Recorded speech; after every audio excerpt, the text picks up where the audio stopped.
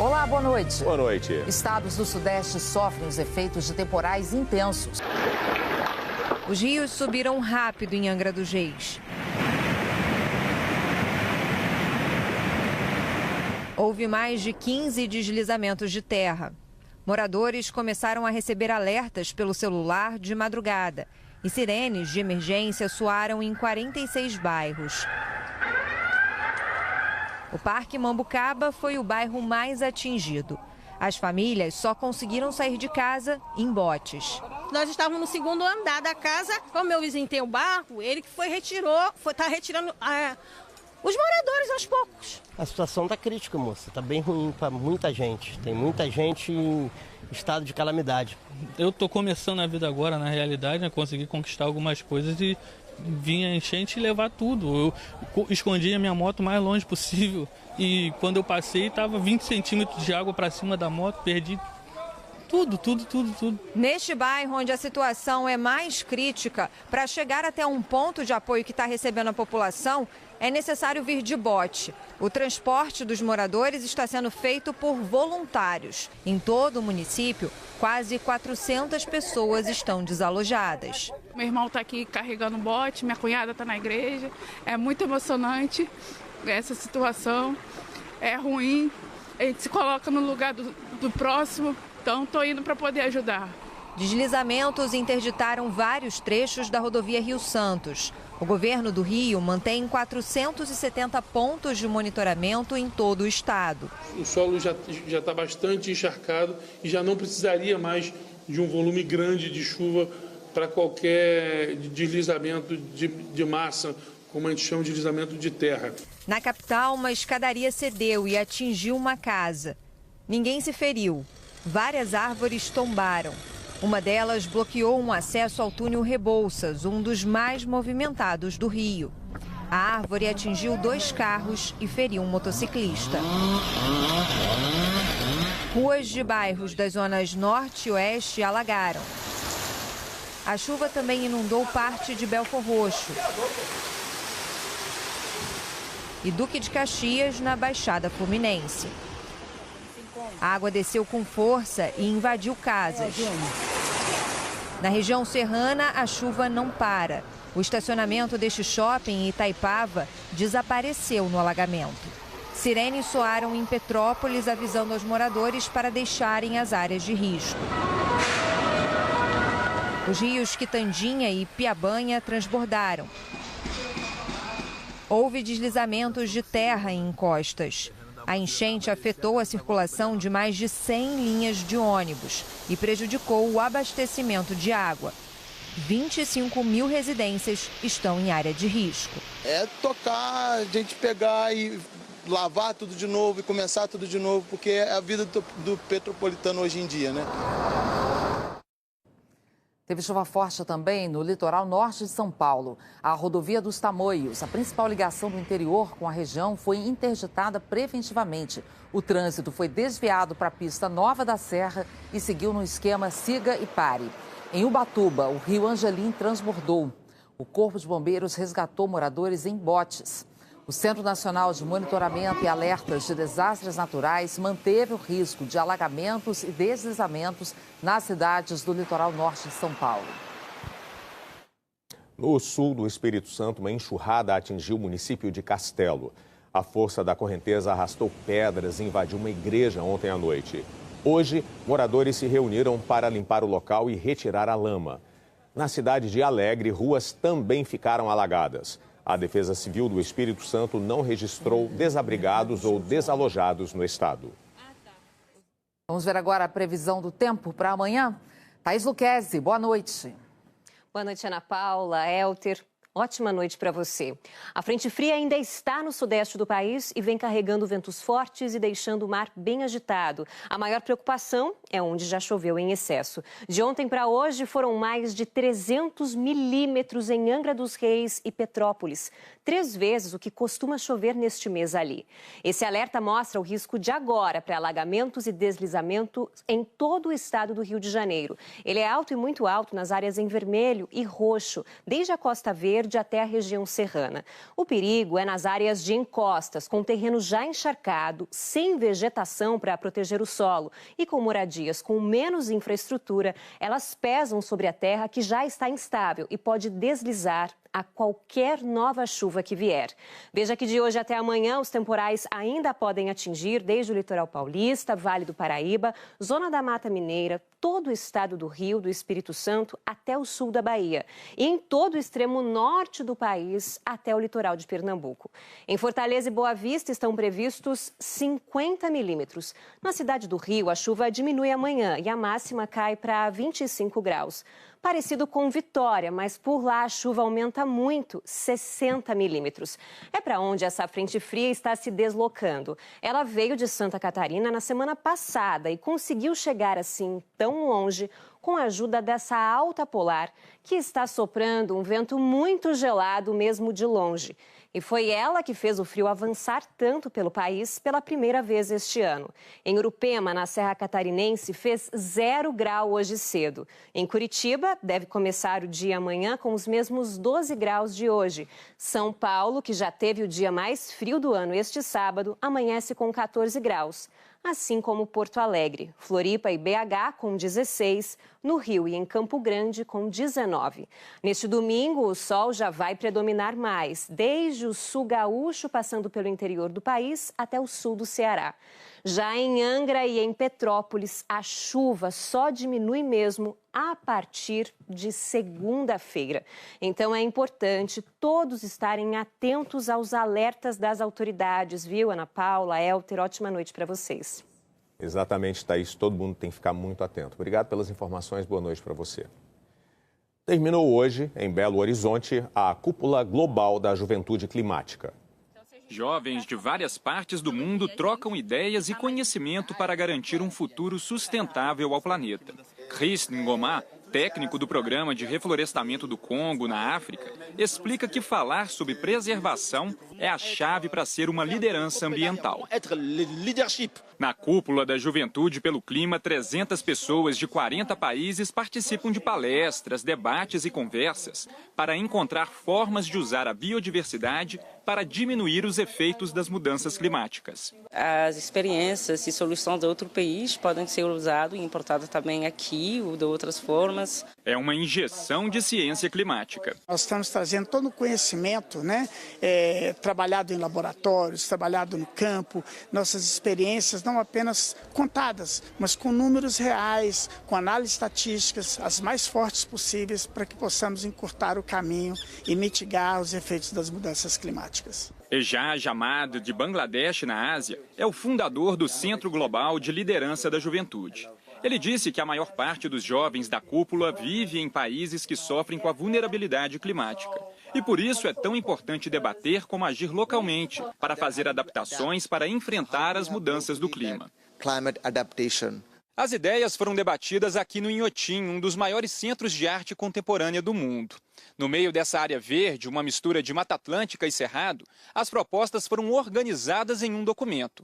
Os jovens agora querem entregá-lo às autoridades que vão participar da COP30 em novembro, no Brasil. A gente vai construir ideais, premissas e perspectivas para a juventude, não só para juventudes, mas também para várias outras comunidades que sofrem com a questão da emergência climática na ponta. No encerramento, na UFMG, o documento foi apresentado à ministra do Meio Ambiente e Mudança Climática, Marina Silva, que participou virtualmente da cúpula.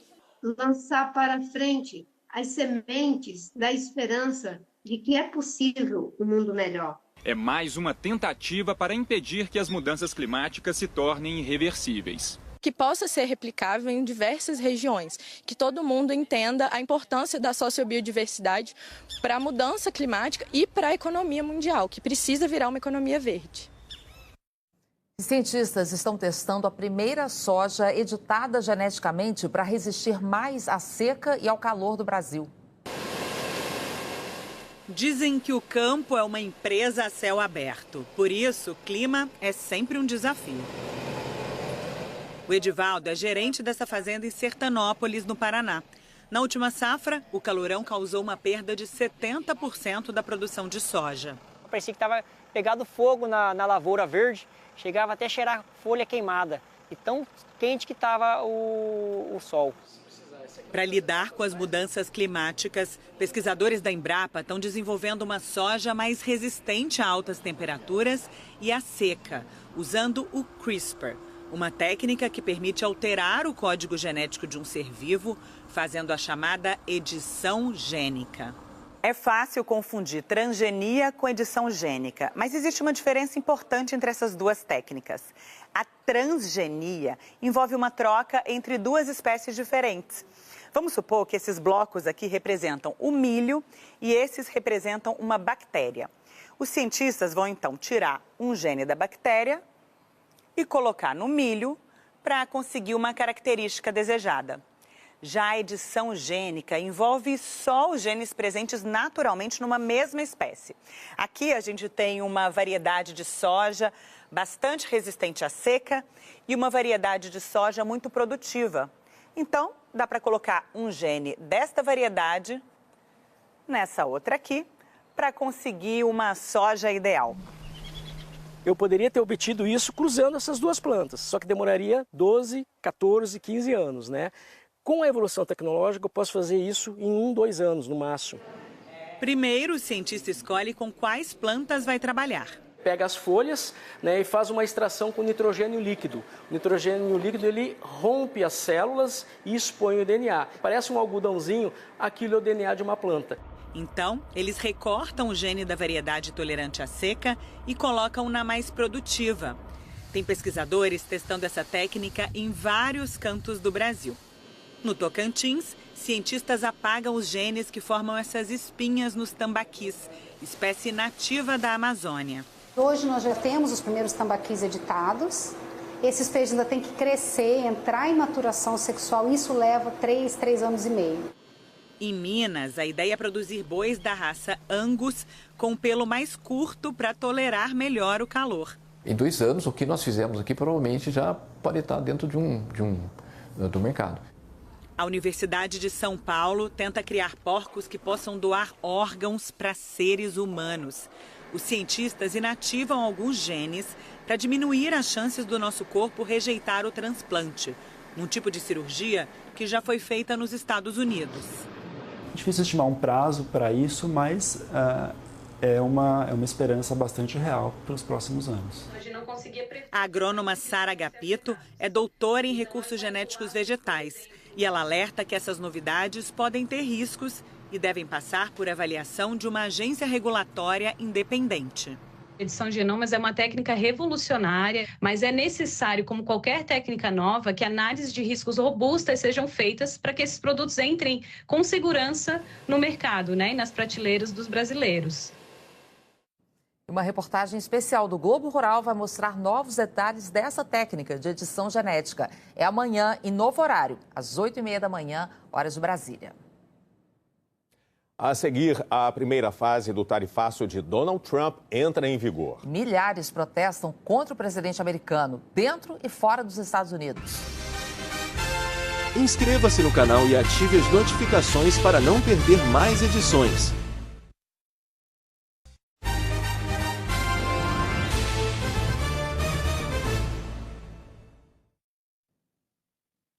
Entraram em vigor hoje as novas tarifas mínimas dos Estados Unidos sobre produtos importados. É a primeira etapa de um pacote de Donald Trump contra parceiros comerciais. Isso provocou dezenas de protestos na Europa e em cidades americanas. No primeiro minuto de hoje entrou em vigor a tarifa mínima de 10% sobre os produtos que os Estados Unidos importam de parceiros comerciais, entre eles o Brasil. Essa é só a primeira fase. Na quarta-feira, dia 9, passam a valer as taxas individualizadas. O Brasil vai permanecer com os 10% mínimos. Os países da União Europeia vão ter tarifas totais de 20%. Produtos chineses importados pagarão ao todo 34%. A China já retaliou. Ontem aplicou os mesmos 34% aos produtos americanos. O governo chinês disse hoje que Trump iniciou uma guerra comercial e que vai continuar agindo para proteger seus interesses. Reações também na Europa. A fabricante britânica de automóveis de luxo, Jaguar Land Rover, disse que vai suspender as vendas para os Estados Unidos por um mês, enquanto tenta saídas para a tarifa de 25% para o setor. Na União Europeia, divisão. Itália e Espanha dizem que retaliações automáticas vão resultar num cenário em que todos perdem.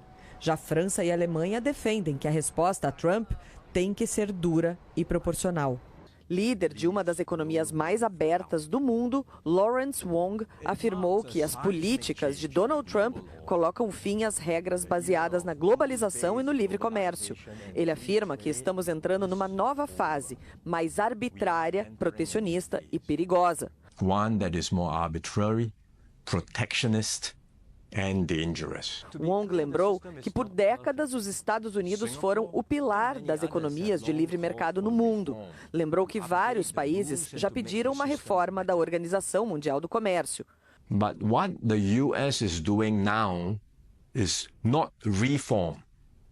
It is abandoning the entire system it had created. Wong alertou que se outros países fizerem o mesmo, haverá consequências para todos, especialmente os menores, e falou do perigo de uma guerra comercial. The last time the world experienced something like this was in the 1930s. Trade wars escalated into armed conflict and eventually the Second World War. Enquanto a pressão externa aumenta, o presidente Trump deu um recado aos americanos. Numa rede social ele escreveu: "Esta é uma revolução econômica e nós vamos vencer. Aguentem firme. Não vai ser fácil, mas o resultado final será histórico." Nos últimos 2 dias, mercados financeiros e governos do mundo todo mostraram pessimismo e perplexidade em relação ao plano econômico do presidente americano. Hoje foi a vez de manifestantes, aqui nos Estados Unidos e em outros países, protestarem. Além das tarifas, milhares de pessoas criticaram demissões no setor público americano e o tratamento do governo Trump aos imigrantes ilegais. Manifestações foram organizadas em cidades dos 50 estados americanos: Atlanta, Boston, Chicago, Phoenix. Em Nova York, a área central da ilha de Manhattan ficou lotada.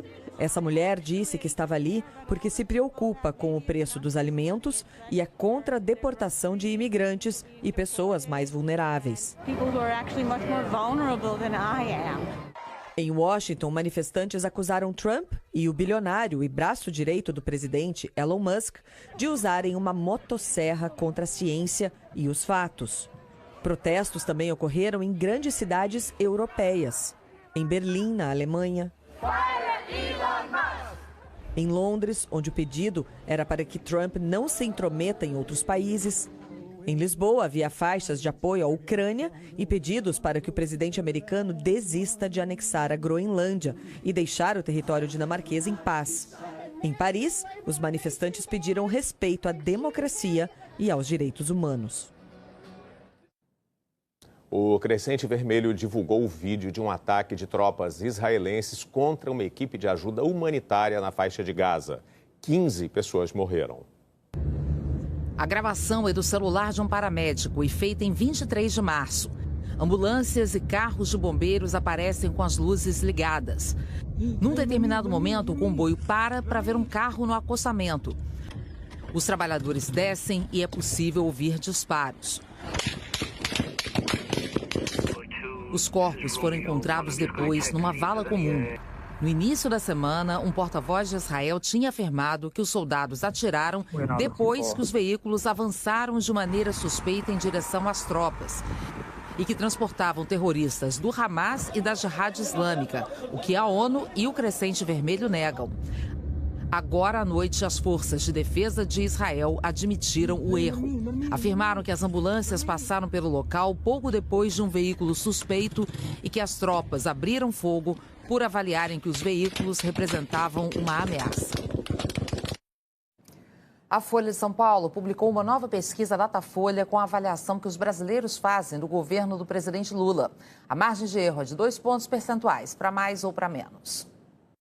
Em agosto do ano passado, 35% consideravam o governo Lula ótimo ou bom. Em outubro, 36%, em dezembro, 35%, em fevereiro, 24%, agora 29%.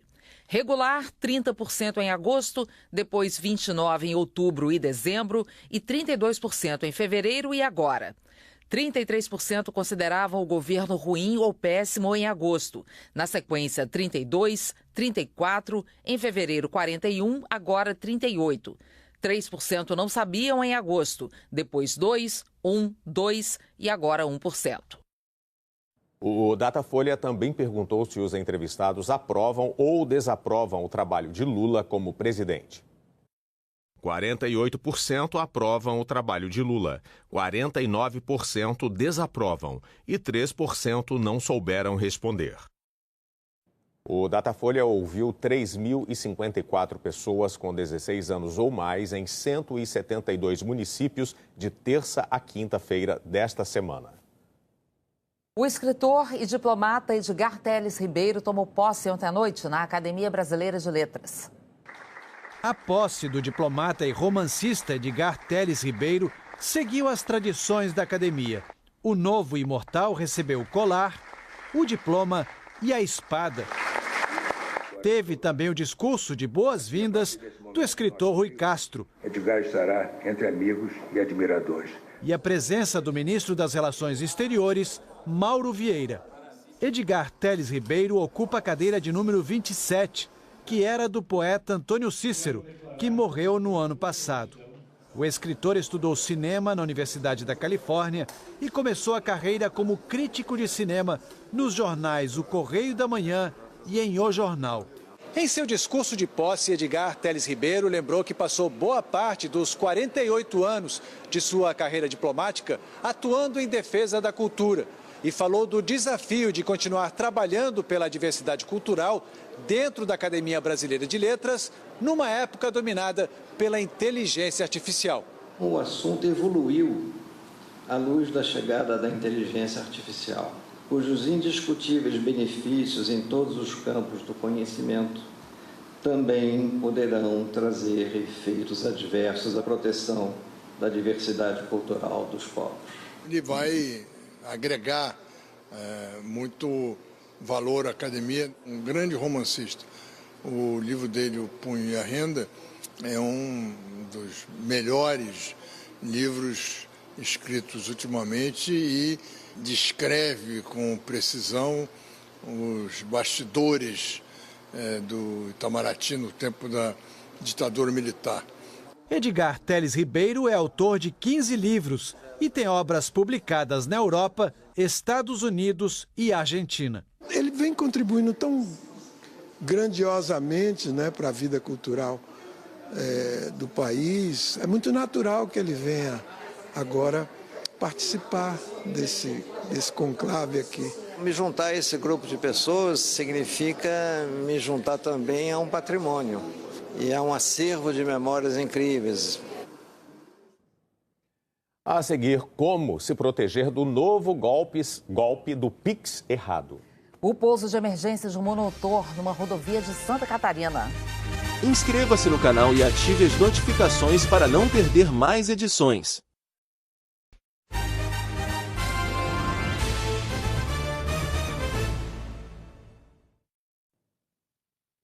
Golpistas estão se aproveitando da boa-fé das pessoas para desviar dinheiro via Pix. Sabe quando a esmola é demais? O professor Luiz César não desconfiou do Pix inesperado de R$ 700, nem da mensagem que veio em seguida dizendo que era engano.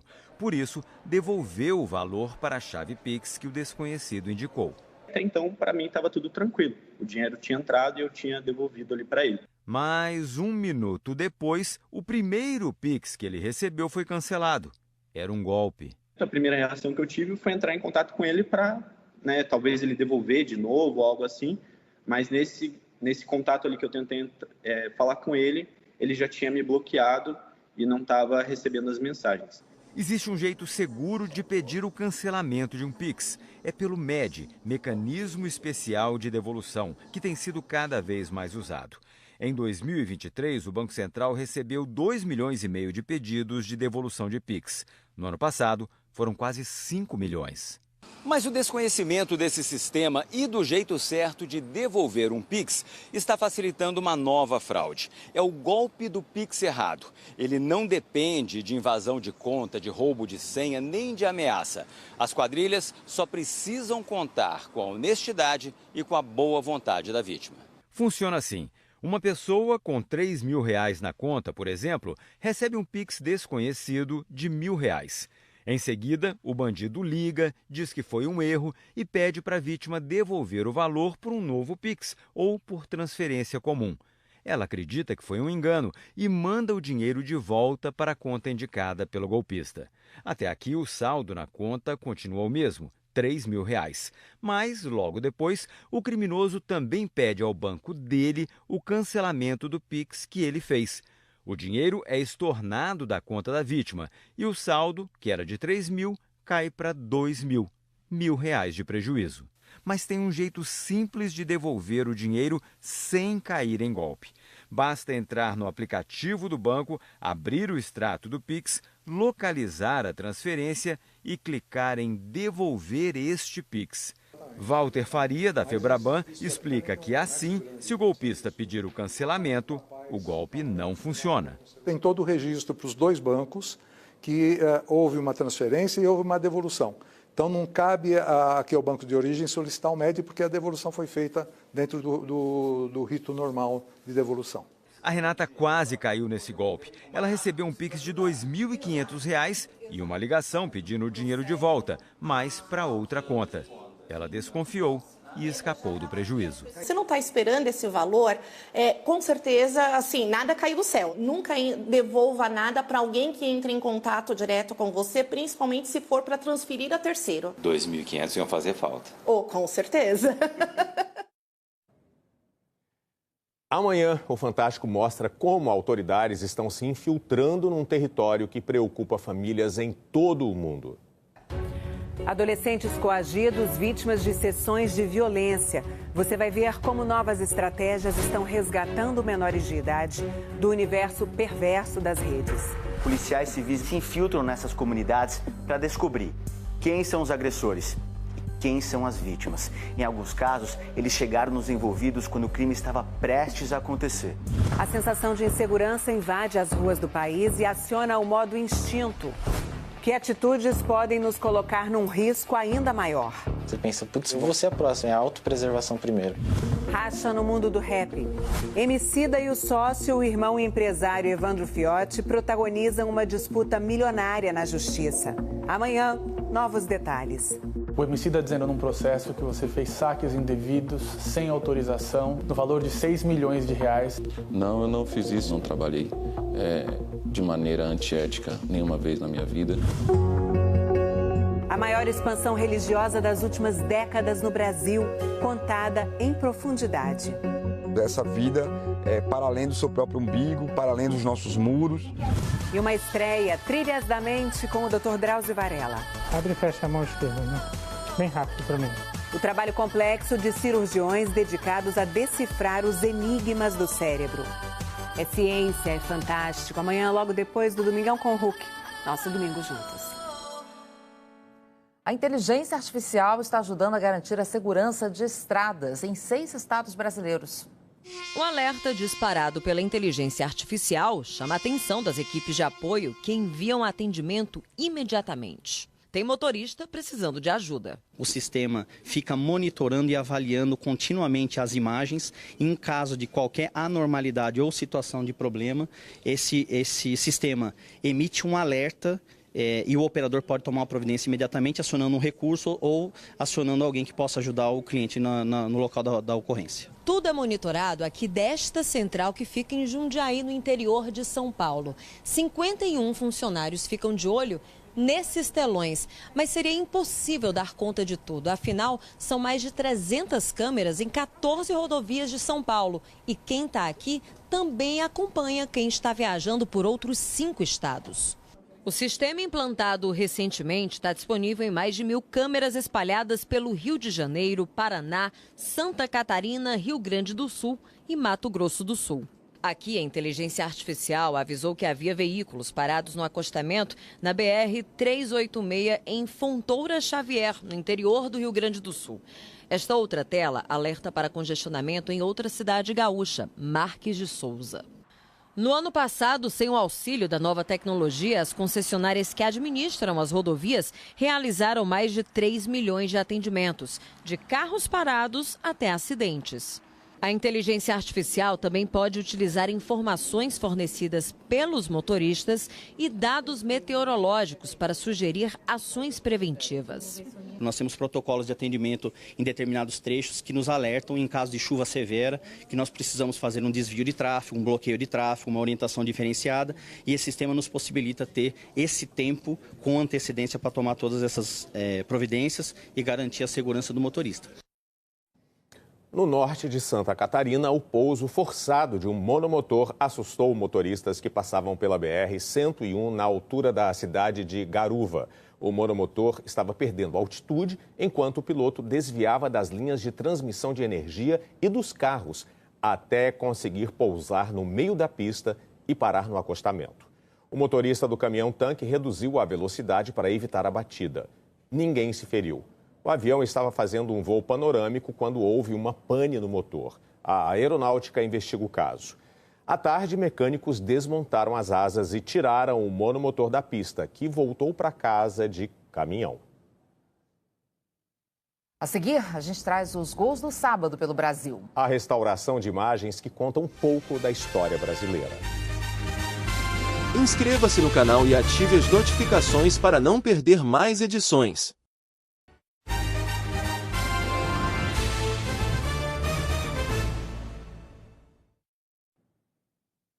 A seleção brasileira feminina de futebol perdeu para os Estados Unidos no primeiro de 2 amistosos entre as equipes.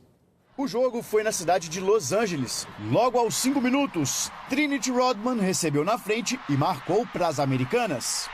No segundo tempo, Lindsay aumentou a vantagem de pênalti. Final, Estados Unidos 2, Brasil 0. As equipes voltam a se enfrentar na terça-feira em mais um amistoso. Pelo Campeonato Brasileiro, o Ceará derrotou o Grêmio. As duas equipes se enfrentaram na capital cearense. No primeiro tempo, a bola bateu no braço do Lucas Esteves na área. Pênalti. Pedro Raul cobrou no canto e fez 1-0 para o Ceará. No fim do jogo, o goleiro do Grêmio, Thiago Volpi, foi para a área em um escanteio para tentar o empate. E aí, no contra-ataque, com o gol livre, o Matheus Araújo não desperdiçou. Ceará 2, Grêmio 0. O Corinthians venceu o Vasco em São Paulo por 3-0. Os campeonatos estaduais do Espírito Santo e do Tocantins terminaram hoje. O Rio Branco derrotou o Porto Vitória por 2-0 e conquistou o título do Campeonato Capixaba pela 39ª vez. No Tocantins, deu União, que venceu o Araguaína nos pênaltis depois do empate em 0-0. União, tricampeão do Tocantins. Amanhã é dia de Gigantes de Nazaré no Esporte Espetacular. Olá, boa noite. Amanhã no Esporte Espetacular você vai acompanhar os surfistas mais corajosos do mundo nas maiores ondas do planeta. A natureza ela é extrema, ela é muito maior que a gente. Em águas mais calmas, um campinho numa plataforma de petróleo. É a série O Brasil do Futebol.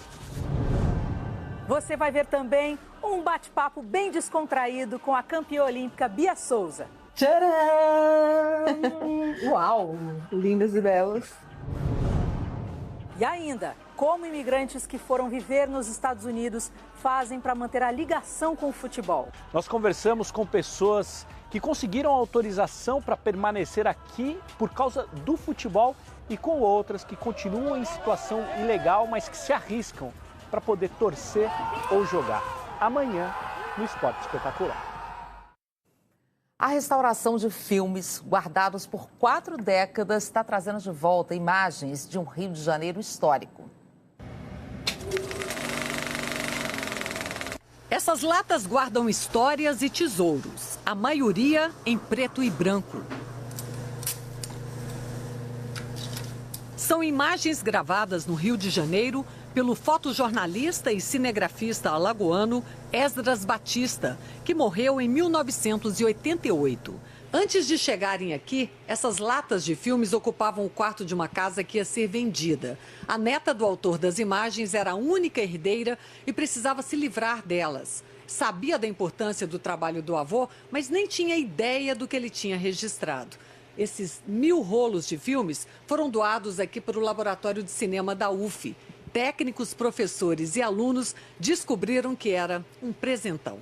Quando a gente vê um material de uma pessoa, de um momento que não tinha nenhuma imagem, às vezes nem fotografia, é sempre um prazer. Parece que a gente está vivenciando aquilo que a gente ouviu falar e só leu. Foram muitas surpresas. São dele as imagens do cosmonauta russo Yuri Gagarin, visitando a sede da Uni em 1961, antes de o prédio pegar fogo. Na lata, identificada apenas com a palavra estudantes, estavam cenas da passeata dos 100 mil, um dos maiores protestos contra os horrores da ditadura já realizados no Brasil.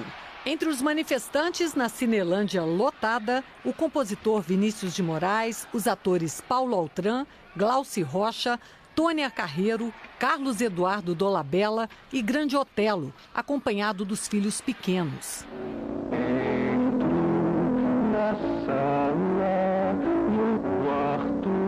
Esdras Batista também registrou momentos que ajudam a matar as saudades de algumas estrelas da nossa música. Uma delas, Elis Regina, a pimentinha de voz potente. Aqui o ensaio do show de Elis e Luiz Carlos Miele, no Teatro da Praia, em 1969. Na lata de 1972, estava escrito apenas cantores. E que cantores! A jovem Elza Soares se apresentava com uma banda no começo da carreira. Nesse show de Os Mutantes, Rita Lee, Arnaldo Batista e Sérgio Dias fizeram uma das últimas apresentações juntos. Martinho da Vila ainda tinha cara de novinho e já era famoso nesta época em que gravou Batuque na Cozinha. A baiana Maria Bethânia, de cabelos pretos e lisos, já arrasava com seu vozeirão e dividia o palco com Wilson Simonal. Aqui o jovem jornalista, escritor e produtor Nelson Mota entrevista Sérgio Mendes.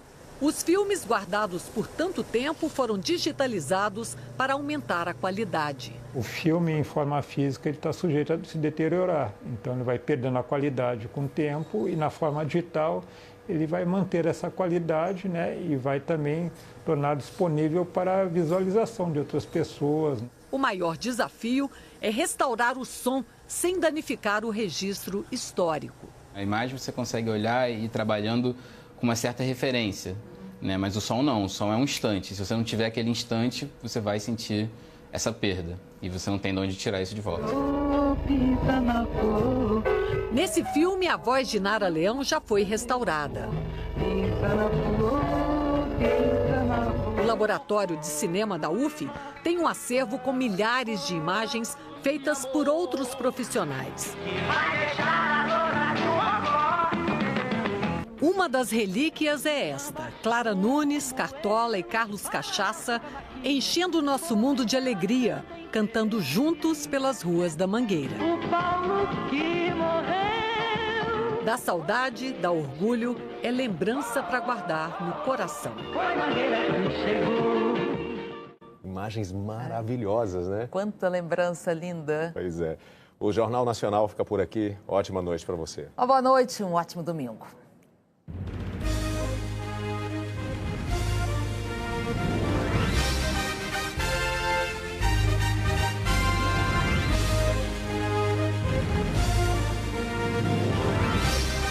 Inscreva-se no canal e ative as notificações para não perder mais edições.